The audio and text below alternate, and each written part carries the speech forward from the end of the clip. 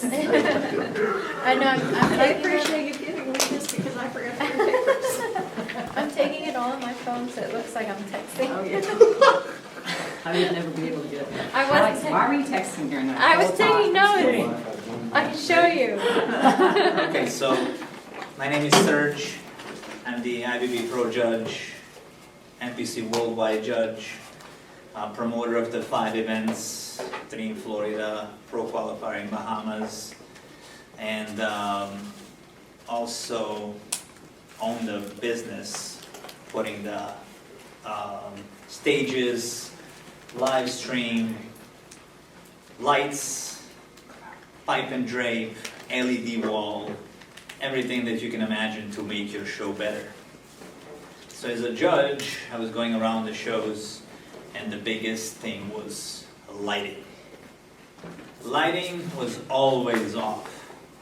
And a lot of people focus on spinning lights, fancy lights, but nobody really focuses on getting the right proper lighting that will lit up these athletes, that if you don't have the lights, your videographer or photographer will not get 100% beautiful pictures, videos. It'll kill us.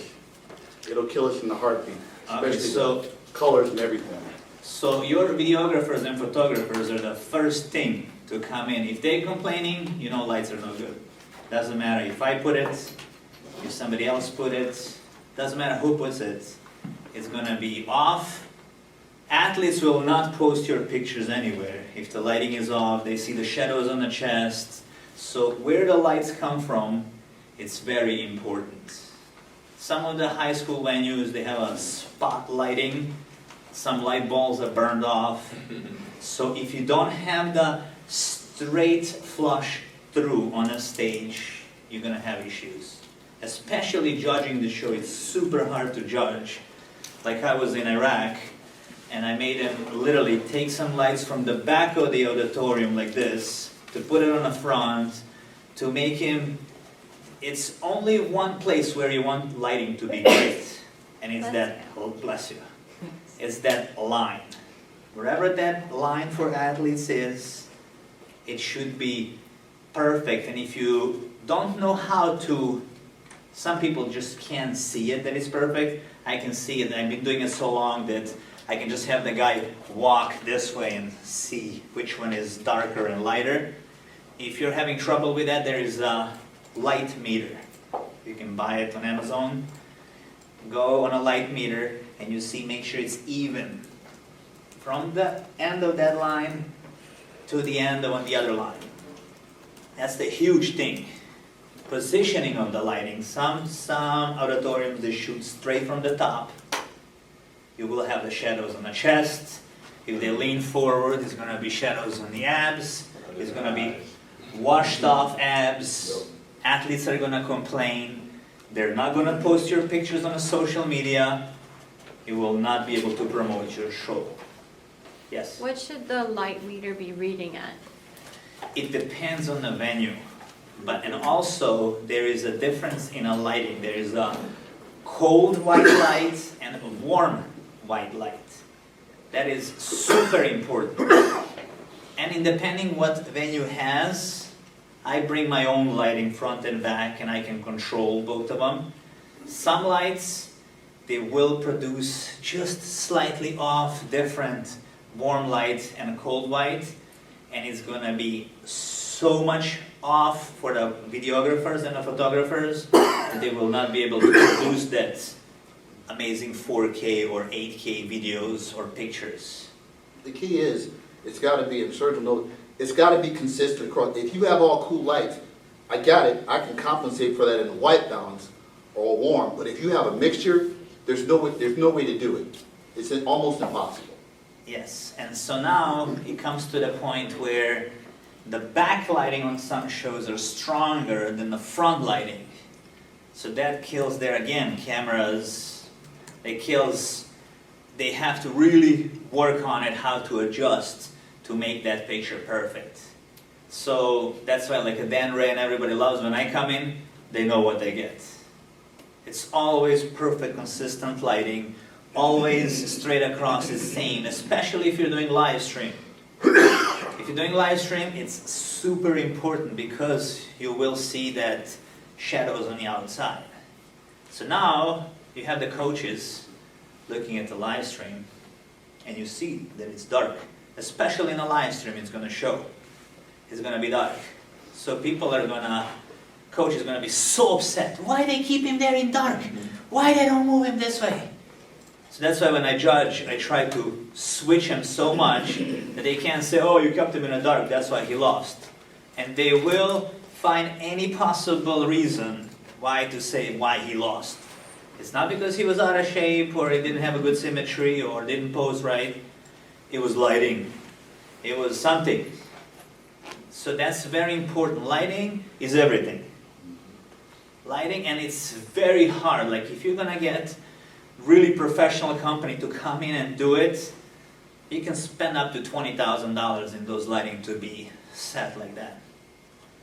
Because if you go into a lighting that has the red, blue, yellow, and all those colors, the lights to put it up there, even though they produce the white, it's super expensive.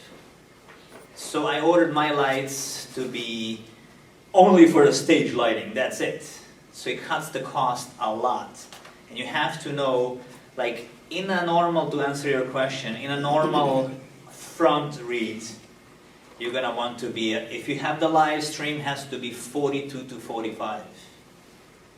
If it's just a regular show shooting, it can go down to 37, but that's already getting dark. If you get the light meter and go there and it's 37,000, you need more lights.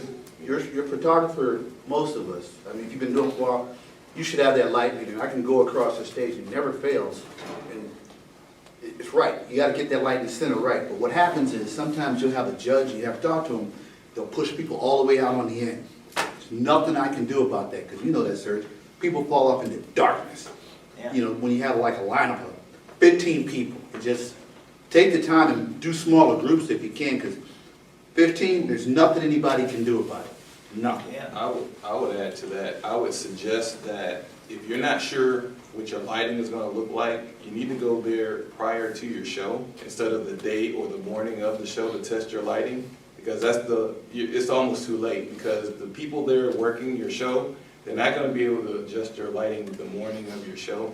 So I would say be diligent, go before your show, you know, that way you don't have to rush, go with your photographer if possible. That way they can literally test the lighting right then and there. That way you can see what you're going to get before the show. Yeah, so it's very important. That is the most important thing for everybody, is lighting. Like, you starting with the Tampa Pro. 3-4 years ago, it's always with dark spots. And Tim spends a lot of money on the shows to put it together. Bring in fancy lighting and everything, and it was never 100%. The last year we did the lighting, and it was probably the best lighting Tampa Pro ever had. And it was fraction of the cost what other companies come in, especially the AV companies that they work for hotels and convention centers. Forget about it. Electricity can cost $2,500. It's insane. I mean, yes. Is front and back lighting absolutely like a night and day, no pun intended, difference in terms of, because it's extra money, right? So if you have phenomenal front lighting, is that enough, or is back lighting worth it? Yeah, you need the backlighting. Backlighting is- And the side lighting now. You have to understand we keep evolving. So you keep learning from each other. I learn from these guys. I learn from shows overseas. You go to Japan, you go everywhere, it's like, damn, we're so far out of the game. It's like, we need to step up to keep up with them. Like, your shows are amazing. If you don't have that backlighting, you'll have the shadows on the shoulders, shadows on the side here. So if you just look at the pictures, and if you are just an amateur, you look at it, okay, it looks great. But if somebody knows what they're doing with the pictures and everything, they will point, oh, look at the shadow here, look at the shadow here. So we try to put some from the side, but the backlighting on the big shows, especially pro shows, if you're live stream, it's must. And the backlighting separates them from your banners and your backdrops. That was my And next helps the question. photographers separate them from, also, sometimes you might see people in the background, and that backlight separates them from that background. So it's definitely helpful. Also, if you don't get it right, a lot of times, especially with the pro divisions, a lot of them start from the back, and then they'll walk to the front, and when they're in that back, if you don't have backlighting, they are in darkness. They're dark. Yeah, and it's like real, it's not even darkness, you wish that it's just black dark, and Yeah. you see a shadow so it looks cool. It's like It's washed awkward. off, it's like, Yeah. oh It's man, great. lighting just sucks. It's great. It just looks like that, it's like, oh man. You know, and then it comes in LED walls. LED walls are future. Like, I go to Middle East, people don't have money to eat, they put that big LED walls. I go to places all over the world, it's LED walls. To make that show even more impressive, you can interact with it. So you need to elevate it and keep making better and better. With whatever you can work with. Now if you're in an auditorium like this, it's very hard to adjust the lighting. You can't bring your own. You can do it. High school has to allow it to rig it up on the top. You gotta bring in a rigger. And I mean, like, at the end of the day, it's gonna cost you more than renting someplace else. Because you cannot, on that theater seating, you cannot put those lights from the bottom. And that's where you save the most money. Not rigging on the top. If you start rigging on the top, then you're talking money. That can be just $5,000-$6,000 just to rig it. And my lights are like $3,000. To rig it, put it, run it, everything. So it's a huge difference in a saving. But again, you still want people to see it from the back. And like if you look at the shows that I did, it was all tint shows, all Joe Piszkula clashes, my Florida Grand Prix, Ultimate Grand Prix, his show, Daytona, every one of them had incredible lighting, incredible pictures, people reposted. You can see how many people, everybody that did Daytona Classic has their pictures as like a, That's a pro avatar. yeah, on all Instagram, and that's your huge advertisement. Yep. That's what you want. It's not just a post, you want to be there. Just the videos have 70, 80, 90,000 views. Yeah, so that's how you promote it. The LED walls, you have to be careful. We like to be fancy and do all, and I done same mistake. I had a freaking tornado coming through the LED screen and all kinds of stuff. But it washes off the athletes on the stage. So you can't really see them, but it's a lot of things going on. And if you boost that LED screen up through the 100% of the brightness, all you're gonna see is LED screen. Yeah. The athlete, again, it's the focus on the athlete to be seen with the beautiful background. So those are the big things who's putting LED walls. If it's the LED wall that it's not very bright, they have like a different pixels in it. If it's not at least 3.9, I wouldn't use it because it gets so pixelized that on the pictures when you take it, you just see like a pixels. Because camera picks up much more than what your eye can do. And again, it's nice to look good in a person, but you want to promote it for the world to see it, not just that one room. You can get in there 1,000 people and that's it. Whoever does it on a phone, it's even worse than what your professional camera will do. So you have to watch that. Some shows don't allow, some people do, but that's the biggest thing. The back wall, we'll learn in a production, especially big like the Olympia, you want to do those transitions so audience interact with it and it's something new, different, and it's like, oh wow, this is amazing. I want to be on that stage next year when you're switching classes, when there is no comparisons, when it's comparisons and stuff like that. Darker the better, or one color without like most of them they do that lightning.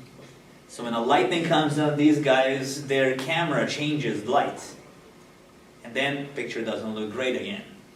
So like what Olympia did this year on the main stage, that was perfect, because it was emphasized on the athlete, beautiful pictures, and it was glamorous stage, so when they were off, things were moving, and it's like, oh wow, this is amazing. And that logo was centered, so it was in every picture for that one individual. Logo wasn't oversized, so you didn't know what was there. Yes. The other thing to watch for I'm those, gonna be like a teacher, you guys are late, you cannot Retarded. you cannot see, you cannot hear the secrets, man. for those of you that can't afford an LED wall and you have these big, because I know they cost like these big elaborate backdrops, please watch the colors in those backdrops. I give you a good example. I shot when it was the Lou Ferrigno, the overarching color was green. Oh, wow. Not a damn thing you can do about that overarching color is green. It's crazy. And you'll have some people, everything is fine, and then you get in the middle, it'll be this bright yellow, or this crazy red, and all of that light reflects. So all of that's gonna have an effect. So please watch your colors when you're doing that. Talk to the photographer, talk to some other promoters, but don't go with some wild, crazy colors on that backdrop, because your athletes are gonna look like those colors. Yeah, do not put like tsunami waves in like Daytona did last year. I'm just kidding. Thank God he's watching. See, I just want to make sure he's paying attention. What color suit? You know, Something that won't clash with the tan. Yeah. Yeah, do not put a brown background. Right, No. brown. I've seen some gold and some yellows and browns, and the color of the athletes on stage is like. Yeah, so an LED wall is not that expensive anymore. It's like, I mean, depends what's expensive. What you put on a stage is, you can imagine if you never competed, or if you competed, you want to go on that stage and you want to be like impressed with the stage you're stepping on. And that's how I promote the shows, is if I can see myself walk up there and look like a king, then that's a good stage. If I go there and there's like banners strapped with the bungee cords, I'm like, I don't think I want to be here, you know? And they all pay $100 to enter. So, but eventually, when people are like that, and LED walls will bring you a lot of money. To get the one good 10 by 30 LED wall is like $3,500. It's not like it's huge, but you have sponsors. You can blow the sponsors on the side, and you can get $500 from each sponsor to have a huge logo on each side rotating. They love that. So that's why I split the screen in 3, so I can bring him out a little bit forward, so these sponsors are like, oh wow, look at my logo. And when I was doing banners, nobody went next to the stage to take a picture with their logo, because most likely the logo was like this big. You have a bunch of them in there, you can't even see it. This one, they're rotating, when they pop out, it's like, oh wow. They all come take a photo with their logo. And that's the huge thing, huge interaction. Even if you put the banner in the middle, there is now these days banners that they look amazing, look almost 3D. Put it in the middle with the 2 LED walls on the side. We tried a LED wall on the bottom. It didn't work that well. So the side, I think, would be more ideal. And you can expose those vendors a lot. And at the end of the day, think about it. If you get $500, you need like 6-7 sponsors extra to pay for that. And your show is interactive. Now you can do a lot of stuff with that. You can expose athletes through that. You can do logos. You can do whatever you want. And still, doesn't matter if the company comes in and it's not in the bodybuilding world. That's when you run into it, that they're gonna blow it 100% light, and then these guys are gonna try to kill you because they can't shoot videos. it's just too dark. Or, I mean, the sky is the limit. The stages also. I see the stages 2 foot. Again, if I pay $100, I would not want to be on a 2-foot stage. It's like, these guys have to go over the judges like this Right, we will. to shoot so always- they can see the knee up. I hate shooting through a judge, because you'll always, like the number one spot, you'll see the judge's head, and then you have to go around them. So, yeah. What would you say the optimum height is, about 40? No, I would do at least like 3 foot. If you have a low ceiling, I would go, if the ceiling is like a 12 foot, I would not go less than like 32 Okay. inch. But 36, I would not go over 5.5 feet unless you were like, have a expo. Because we did with Tim Garner, Atlantic Coast. The judges, they had to put 2 chairs down to sit so you can see the knees. It was so high. So you have I'm gonna to, ask you, because my stage, they can't get it lower than like a little over 4 feet. 4 is fine, but the other one's like 5. The stage was like maybe even more. It was to here. And then if the judges are not like from here to that wall, you are like this judging, you know? But that comes from judging point. Did the guys in the back like it? Probably. But it's, you gotta accommodate everybody. Make sure your photographer, more than photography, make sure your photographer can elevate their position. Now, most of us, we've done everything. We've stacked chairs, we've put pillows. Lately, now it works out great. I've had them bring a stanchion, a platform. I'm on top of that, shoot all day long, clearance. I'm not running into anybody. Most of the time it's in the center, so there's nobody behind you. But if you have somebody and say, well, you can't stack a chair and he's right behind you, you're not going to get great shots. Because all I'm going to do is have this head in all my pictures. And the worst thing I hate in any picture is a head. I don't like it, the competitor don't like it, and the promoters don't. JM don't like it.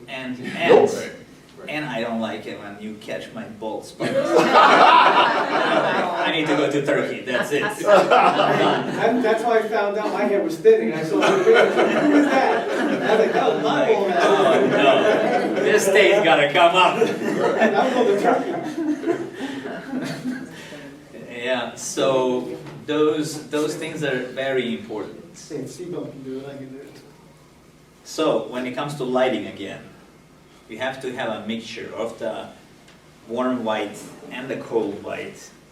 Depending how strong that light is, you have to adjust it to work with their tan. So these guys, again, take amazing pictures, so you can promote it, they all can post it everywhere. That's how you get great exposure. Being able to kill the house lights too. It depends, yeah. It depends, sometimes you can. So now it comes in a venue where you have vendors in the back. If you want to keep the vendors, try to have the lights where they're at. If you shut it down, they hate to be in the dark, and they will not come to your show again. So you have to be careful vendors to be lit up around, otherwise the house lighting, yes, it needs to be lower down, but like let's say in the Olympia Expo, you can't do nothing about lighting. It has to be the way it is. So sometimes you can do it, sometimes you can't. But then if you have the lighting that it's staying all the time on, your lights have to be super bright. Like when I bring the lights in, athletes know already to put extra coat of tan. Because they will be white like this, and you're going to be washing them off. Because the lights are so strong. But again, you have to be careful on the lighting when you see the person on the stage, so their face don't shine, body don't shine, then you have to lower the lighting down. So your lighting people should know that, but I can probably, in a whole country, name in one hand who can actually tell you all these things about the show. But you as a promoter, to elevate it, you have to be aware of that to make those adjustments. Usually if you have the good videographers, they will do it. Sometimes videographers and photographers don't want to bother you so much because you're running all over the place.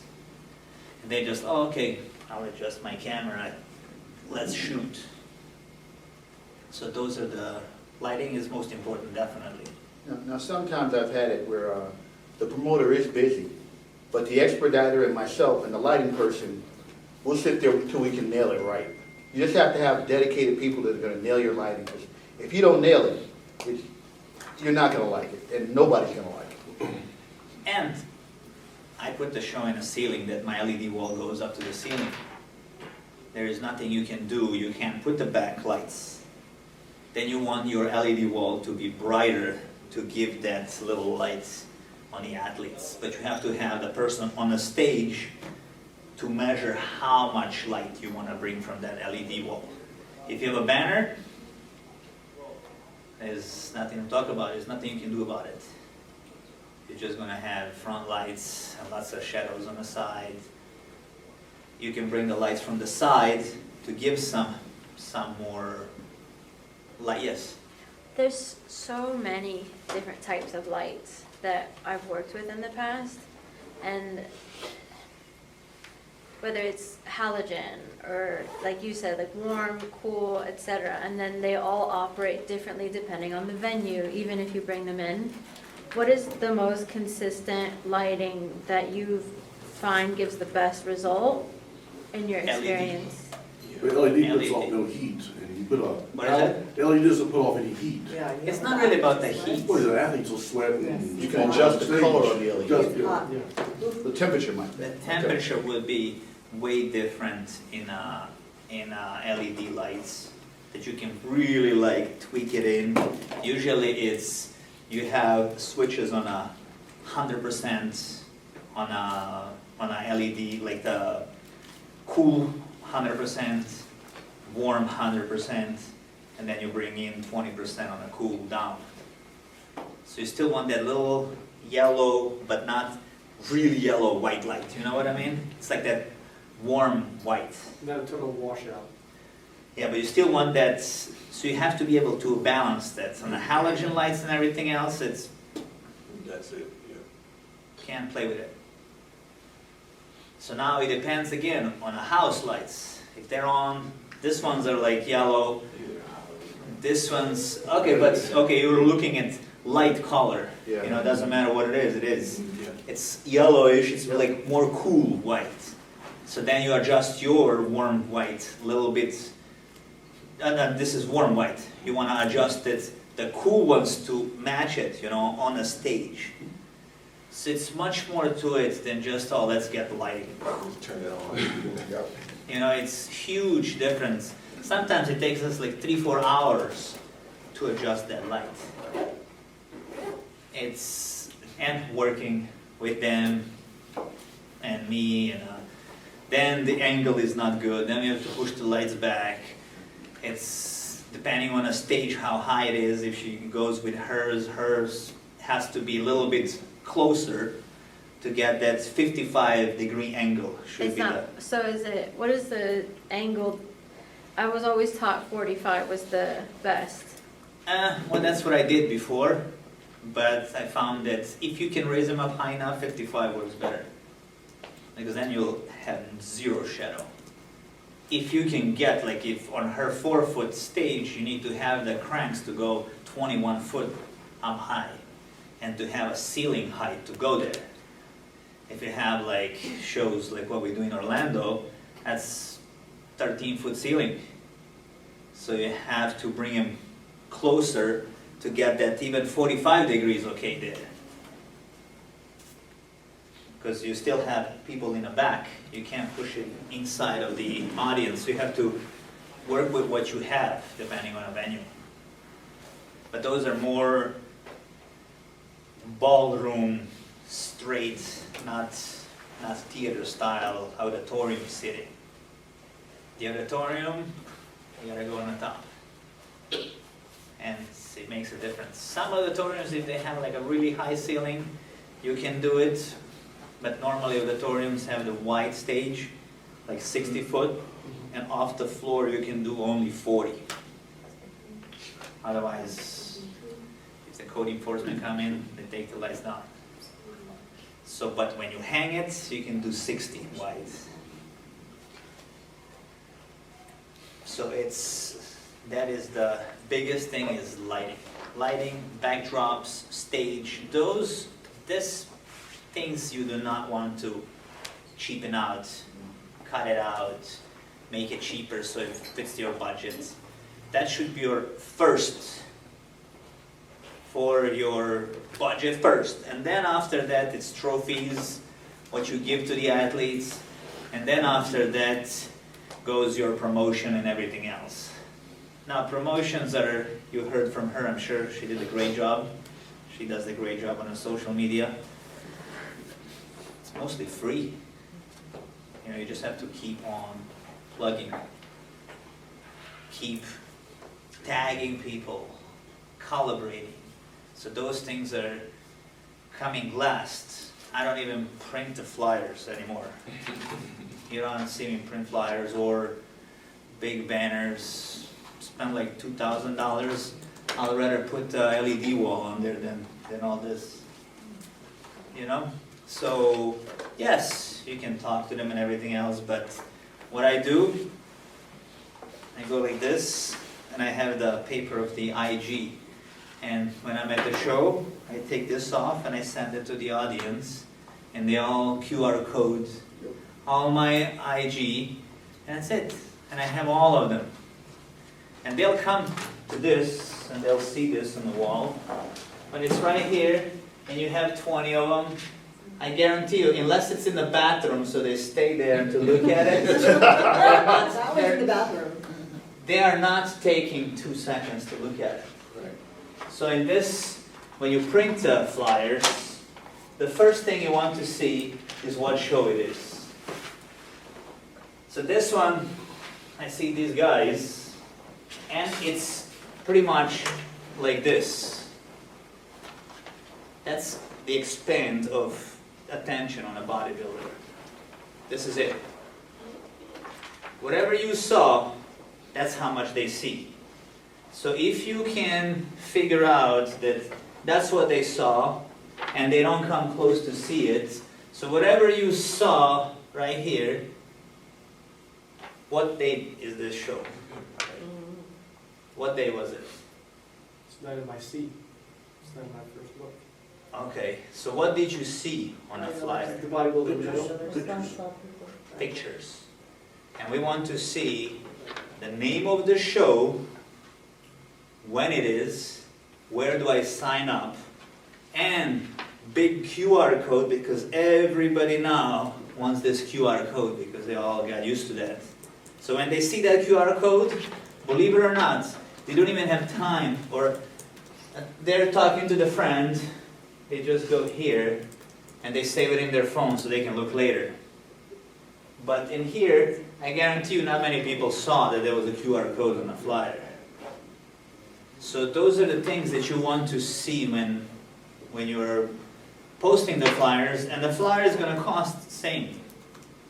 But at least you utilize the flyer for somebody to see it and promote it and get results from it, because I spend at least, I have 5 shows, I think it was $3,500 in pull-out banners and flyers and everything else.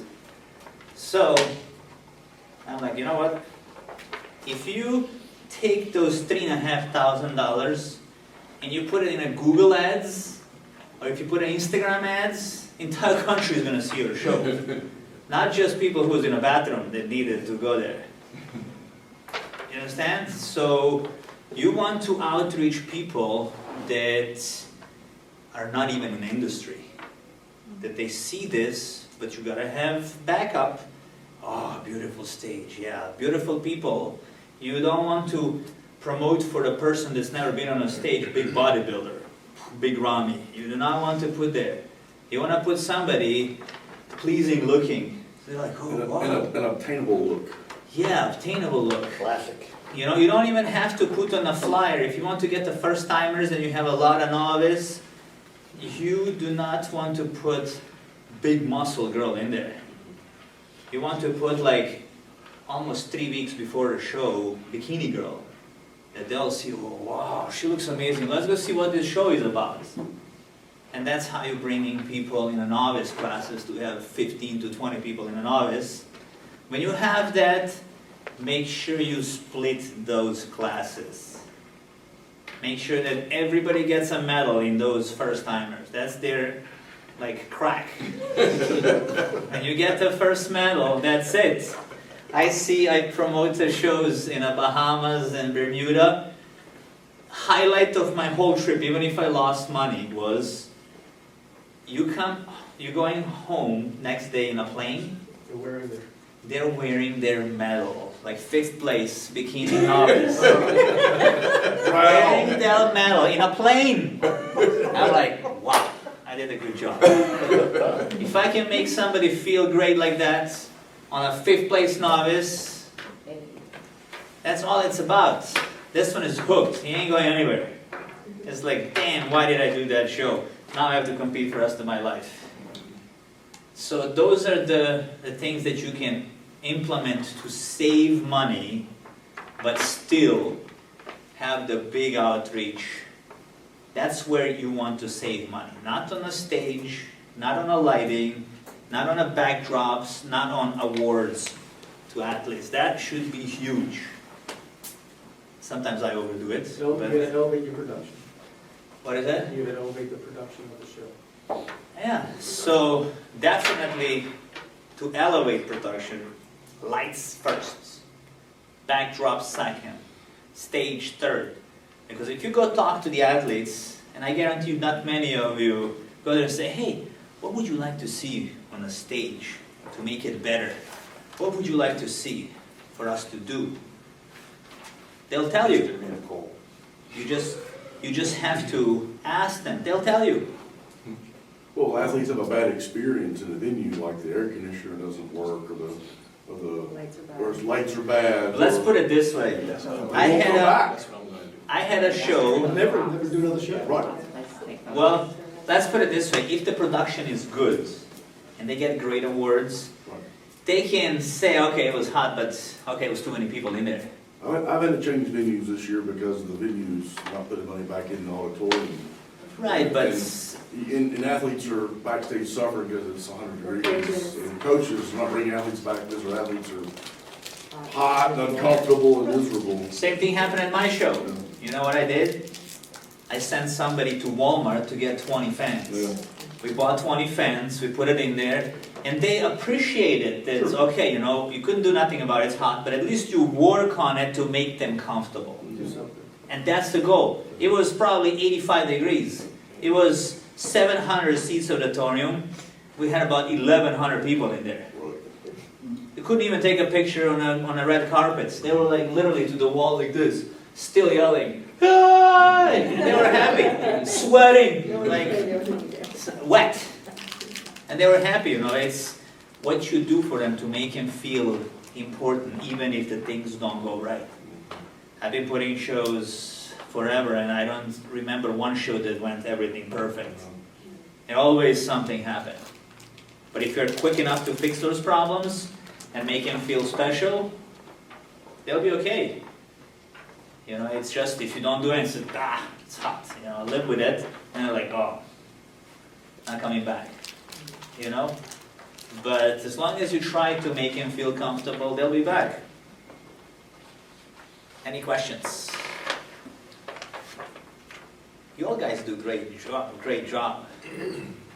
The ones that don't do great job, they're not here. I have a question on the LED screen, Yes. but it may be for afterwards, but just, the LED screens that we've looked at, they were like 10, 20, were like 20 grand. You said something about 3 or 4 grand. Do y'all have a specific one or? It brand, or- depends. I own everything, Okay, and I know what the budget can be for these people to afford it. So I give it for literally like 70% off to make everybody have a great show.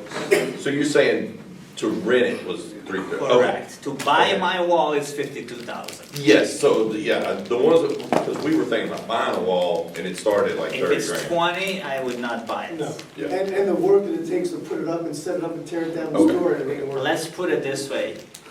On some shows, and depending who is putting them down and taking them. And sometimes people are tired, they finish all the shows at 11, 12 o'clock at night, or let's say at 9, but people are still talking, so you can't take it down till 10. It takes them 3 hours, depends on size, to take it down. And it's one by one. If they're not careful, sometimes they break 9 panels in one show. One panel is $1,000.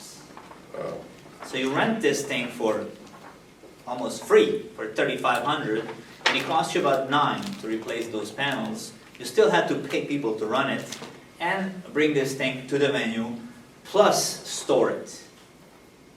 Depends how many shows you have. Unless you have 5 shows, I would not buy it. Yeah, I was thinking buy, I didn't even think about the possibility of being able to rent them. So, I mean, and again, the graphic that goes in it, you need a graphic designer to know what they're doing.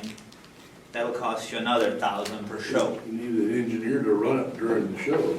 That's another minimum $500 a show. So by the time I bring this LED wall, we set it up, then I sweat myself to see if this thing works, or if something, electricity goes bad or something, it's on you. Your wall don't work. If something happens, it sometimes won't configure, sometimes it's a headache. And then I make like $500 on a thing. If there is not one panel broke. And in transportation so far, we did move it once that one didn't break. So you have the LED wall and the edge. If there's just one little, it's made out of little like LED lights. yeah. One little LED light cracks, you put them up, you see the damn thing sticking like a sore. And you see it there, it's like, damn. Then you have to take everything apart and hope that you can put them someplace in the corner, or just discard it and bring another one. The technology also improves every year. Yeah. So It's even if you obsolete. get a good deal in year 1, in 3 years from now, he's gonna hope that he made a return on his investment, because what he got is now less than half off. Not just that, it's not good anymore. Now you get the 2.9 screen. That is 50,000, and yours is like, dude, It this looks is like a blurry now. kindergarten Yeah. thing. Yeah. And at least, you're lucky if you get 3 years. You gotta dump it, get another 52,000 if you want to be a big shot again. So what you're saying is you're coming to Louisiana, right? I didn't say that. That was a big breath. I'll come to Tennessee. It's not in Nashville already. But it's possible, it's possible to make it happen if we all work together. And let's say you have a show in July, he has show week after, so the transportation doesn't cost that much. Right. And we can move it there, we'll send the people back with the flight, we'll bring him back with the flight, move into the other show, and he can keep rotating, then it's worth it, If I get it from Florida to there, Louisiana, 16-hour drive maybe, with the truck even more. These trucks, they burn gas. So you're looking at like literally there and back $600 to $800 in the gas alone. Forget about wear and tear on the truck and everything else.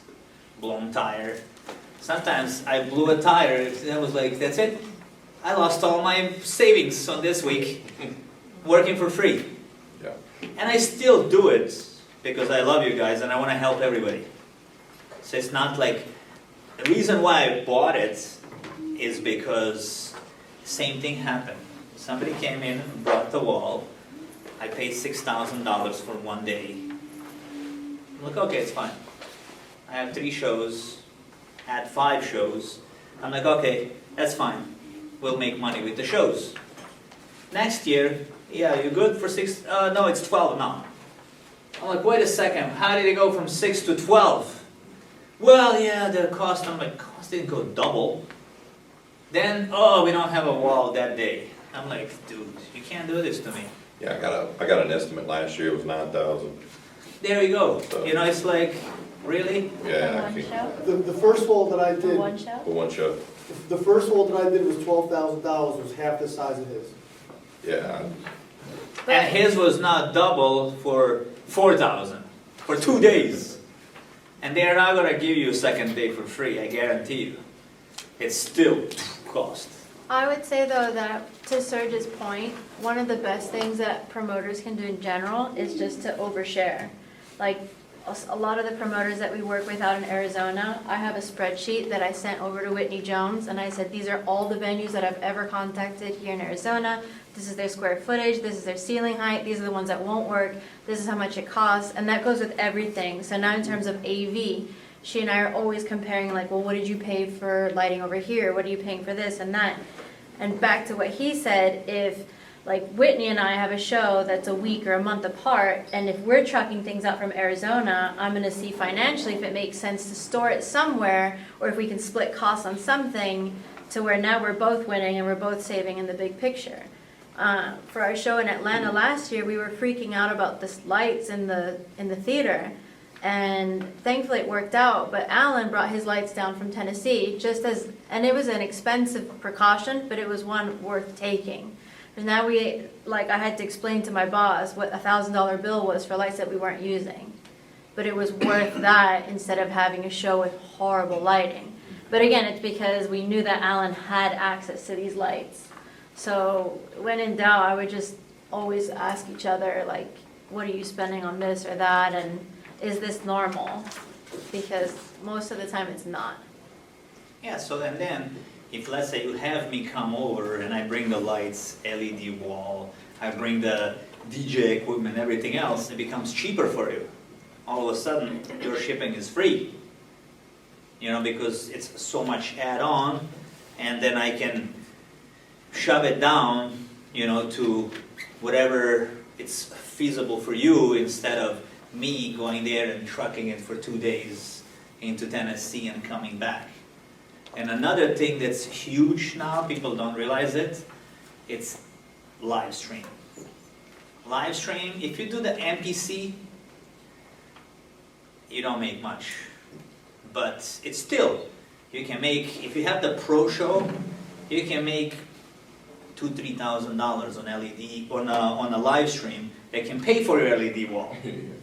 It depends, and also it makes a big difference. Like in the beginning, we didn't have that much followers in LED, in a live stream, that we didn't outreach 100–200 people. But now they're getting for 300–400 people to watch these live streams, and it's becoming popular, especially in the pro circuit. If you have a bikini or a men's physique, wellness, classic physique, those things that people want to watch. Sometimes when you have the live stream, you can make $5,000–6,000 depending how you promote that live stream.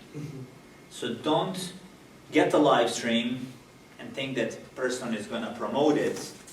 It works, 100–200 people. But if you plug it in and you promote it on your social media and everybody knows in your area, plus our end, you can make good money. You can pay for that stage. You know, at the end of the day, I had Tim give me like, for everything, for stage lights, wall, everything, like $1,500. Whole production, whole show. Oh, you wrote me a check. There you go. On his show, I did a huge 40-foot by 10 LED wall, lights front and back, and at the end, I wrote him a check because of his live stream. It was free. Actually, he made a little money. I started doing pizza. Yeah. But it depends how you push it, you know. Like some promoters, they didn't put it up, and it was not as great. I think we did your show one year, and it was promoted, but it was not pushed so much on your end, and it was good. We still wrote him a check, but it was not like it'll pay for everything. You know what I mean? But that was beginning of the live stream. Now the live stream is evolving, so it's huge thing that's, and you will get more people do your show if you have the live stream, because they know that everybody's gonna be watching them. Friends at home are gonna be watching them. Everybody's gonna watch. Okay, so let's go to Florida. Now they become like a tourist attraction. They'll come to Florida, they'll do the show, and people still in Tennessee will watch them. And they all talk in the gym. Oh, we saw your live stream. So now they feel important that they were on TV. It's like, well, superstars, look, they're on TV. Plus you do the playback too. Yeah, plus you can see the playback. And I think for judges, that's the best thing. Then you'll get really good critique from all that, because picture, you can be here, you can be here, you can be here, so you don't know if he was really squeezed or not, if he contracted muscles or not. Video, you see everything. And like when we do it, it's like for $4 you can watch all live streams we do in a whole month. For $4. And it's a 4K video of the live stream. So they love it. They're like, yeah, let me watch my video again. So they can learn. Coaches too, they're the first ones to buy it.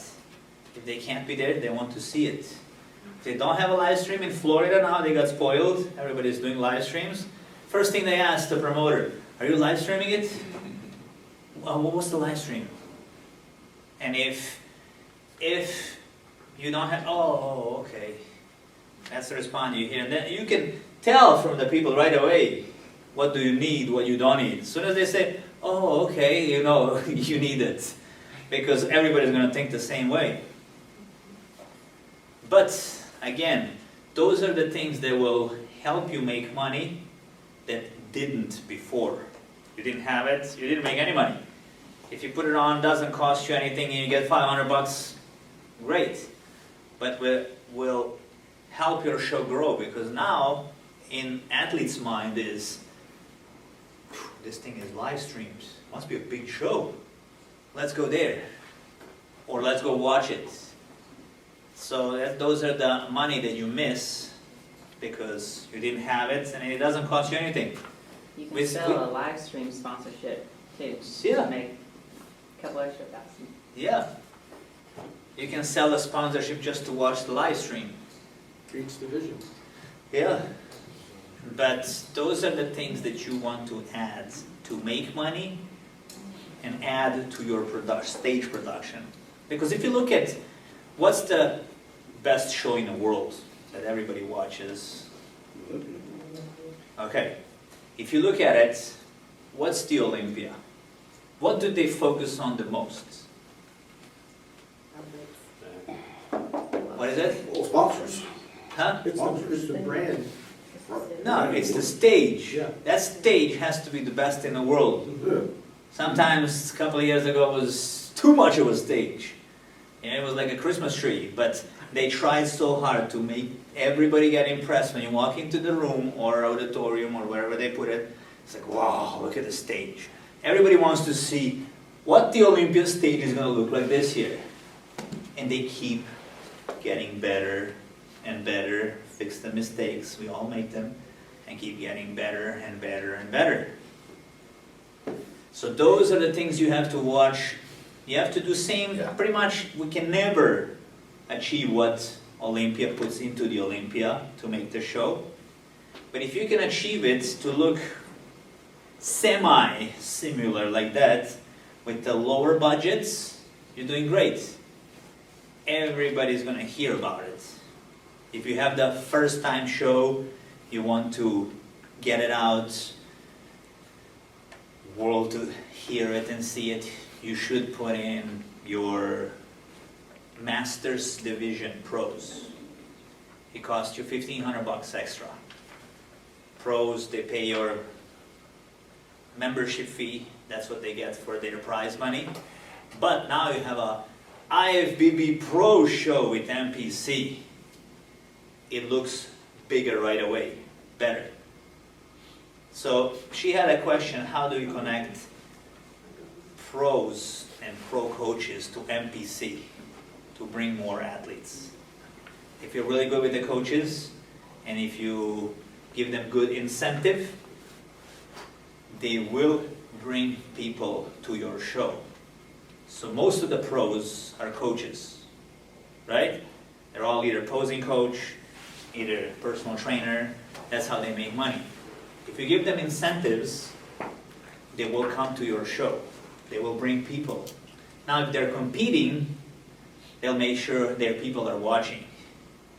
So you have to target the pros that they have a lot of followers, they're good coaches on a big team, to come in and bring the team with them. Everybody in this industry, except Olympia, worries how many athletes they're going to have on a stage. Everybody forgets how many audience they're going to have. And that's where you make the most money, on the audience. So you have to think, what does audience want to satisfy them so they come in and fill out your room? Because I had shows, NPC show was like 630 people, remember? The show started at 8 a.m., finished at 2 a.m. It was never ending. And it became backfire because it was too many people. So I'm not looking to make huge shows. If I have 100 people, I'm happy. 100 good athletes. But even when they come to my shows, they're like, damn, this is like the national level top 4 athletes here. Sometimes they go to nationals, they all turn pro. Because now they all want to see who's going to win that show, because they're all stacked up with good bodies. And that's how you bring audience in. Stimulate your vendors to give more free things for the audience. So that's the audience. Now if you make more money with your audience, you can put more in a stage. You can give more to the athletes.